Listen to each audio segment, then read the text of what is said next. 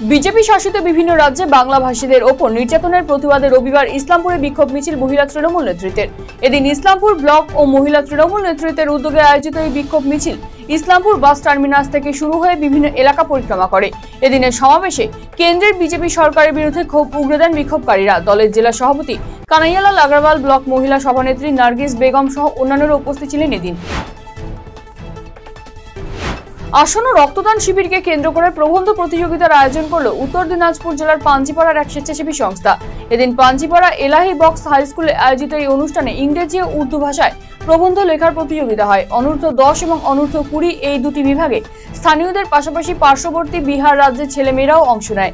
এই প্রতিযোগিতায় স্থানাধিকারীদের আগামী 14 আগস্ট পুরস্কৃত করা হবে উদ্যোক্তাদের পক্ষ থেকে। পাকা রাস্তার কাজে শিলান্যাস হলো গাজরের আলাল অঞ্চলের কদমতলী এলাকায় নারকেল ফাটিয়ে এই রাস্তা শিলান্যাস করা হয়। উপস্থিত ছিলেন মালদা জেলা পরিষদের সদস্য দীনেশ টুডু, গাজল পঞ্চায়েত সমিতির সভাপতি মোজাম্মেল হোসেন সহ অন্যান্যরা।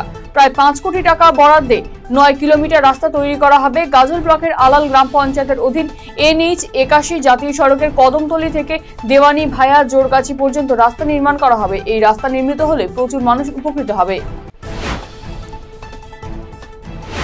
রবিবার অনুষ্ঠিত হলো হিলকার্ট রোড ব্যবসায়ী সমিতির 37তম বার্ষিক সাধারণ সভা। শহরের এক অভিজাত হোটেলে আয়োজিত এই সভায় সমিতির নতুন কমিটি গঠন করা হয়। পাশাপাশি বিগত বছরের কার্যক্রম এবং আর্থিক প্রতিবেদন উপস্থাপন করা হয়। সভায় আগামী দিনের পরিকল্পনা, ব্যবসায়ী সমাজের বিভিন্ন সমস্যা এবং তার সম্ভাব্য সমাধান নিয়ে বিস্তৃত আলোচনা করা হয়। সদস্যদের সক্রিয় অংশগ্রহণে সভাটি প্রাণবন্ত হয়ে ওঠে বলে জানিয়েছেন সমিতির কর্মকর্তারা।